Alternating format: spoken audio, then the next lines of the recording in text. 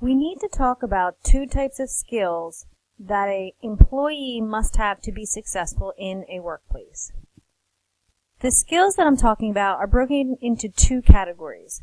Hard skills, in which you're using your hands to accomplish a task, like changing a tire, building a house, or working on the wires in a computer program. And then there are also soft skills, skills that deal with communication, like teaching, talking on the phone, or running a meeting. These two types of skills can be present in many of the jobs that you were matched with in your job analysis. We want to talk mostly about the idea of soft skills, effective communication skills that you're going to see at many different places that you will work. Success on the job depends on good communication skills.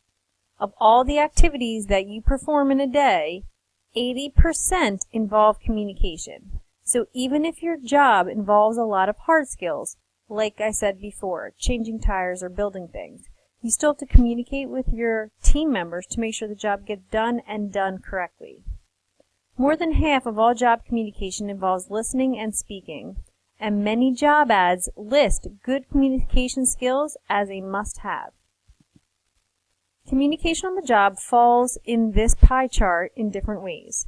So 36% of what we do on a daily basis involves listening, 24% involves speaking, 13% involves writing, depending on what you do, 7% involves reading, and there are all other activities. So hearing versus listening is a very important concept to understand. Hearing is the process of perceiving sound. So you can hear a song or you can hear an alarm and your brain is processing that particular sound.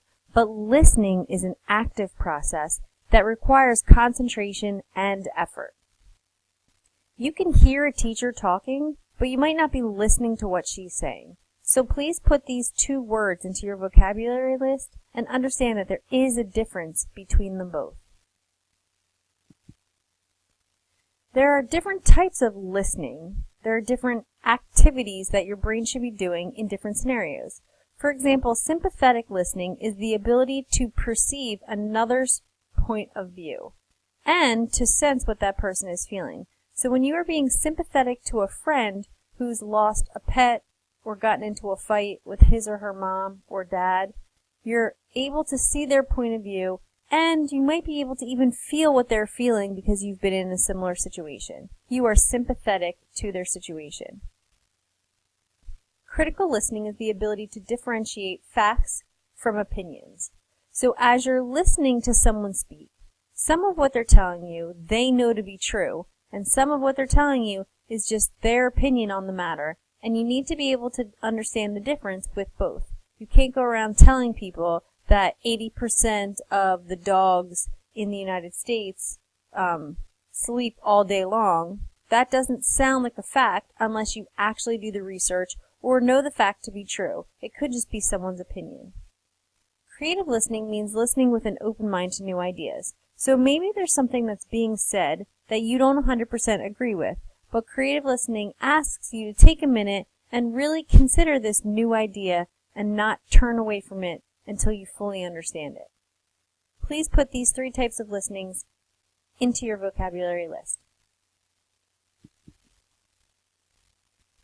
Speaking is something that you will have to do in many different work environments, and there are different types of speaking as well as different types of listening.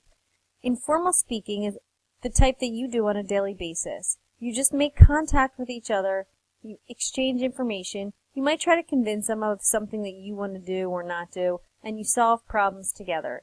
Informal, just regular conversation amongst people you know.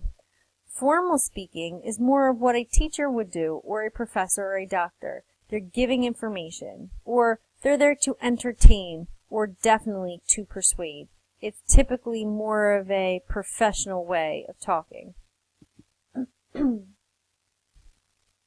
Stage fright, we all probably understand. It's the idea of being nervous. It's natural, and it's a common reaction to talking to someone that you might not have ever talked to before. Tips for controlling stage fright include building your confidence, being well prepared, and practicing public speaking. Not every job is going to require you to stand in front of a crowd and give a speech, but there might be times where you have to pitch your idea in front of your boss or work with a team in front of another team. So in those situations, you want to make sure that you're very well prepared so that you have all the confidence you need and so your speech or your participation is successful. We all know that email is a large part of the communication that goes on today in many jobs, and you want to make sure that you have some common rules down pat before you start writing emails at work.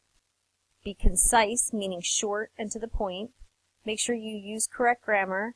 Proofread and look for the red lines to see if you've spelled anything wrong, and review for clarity to make sure it makes sense before you hit send.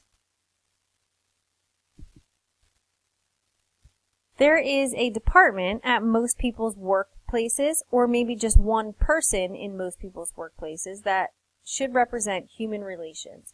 It is the art of getting along with others. So there's an HR department or a head of HR, and that is the man or woman in charge of making sure that everybody is working well together.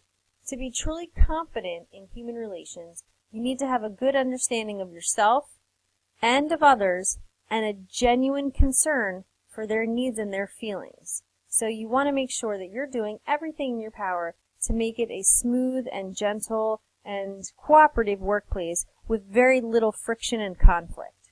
Please put just the definition of human relations right here into your vocabulary list. Work rules are the do's and don'ts of fitting in successfully and having a positive work experience. There are some rules that are written down and posted in an employee manual, but there are other rules that are not documented or not told that you just understand. Like, for example, it is okay for teachers to wear jeans on Fridays, even though it's not part of our professional work attire, because it's Black and Gold Fridays. So the principal has never said you can do that, but he understands that as long as you're supporting the school spirit, it's an unwritten rule. And lastly, it's important to have a good work attitude. If you are in a good mood, those around you will also be in a good mood, and production at work will become a little bit better. If you are not in a good mood and it affects other people's production, you might have to sit down with an H&R representative. HR will sit with you and talk to you about your attitude, and at times, this might be a reason for you to be let go of your job if your personal attitude and your personal feelings and mood swings are affecting those around you. So you want to be aware of it and you want to stay as positive as possible. The other attitude or work concept that might affect attitudes is the idea of absenteeism. That's the record and pattern of absences at work. So if you have a lot of absences, others have to pick up your slack. The company might be losing money, and you're not getting your job done. There's a lot of reasons why you should be coming to work on a regular basis. However, it also affects the general attitude of the workplace if someone else has to do the work that you're supposed to be doing, but you're not doing because you're out. It's almost like you're making somebody else work harder than they need to, and it's unfair and will affect the overall attitude of all employees.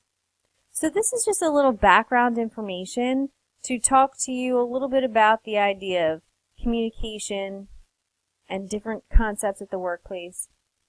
Now that we have listened to work interviews and done work assignments and looked at the idea of a job analysis, we're going to start to understand what it's like to get paid for a job that you've earned and that you have all the skills to be successful at.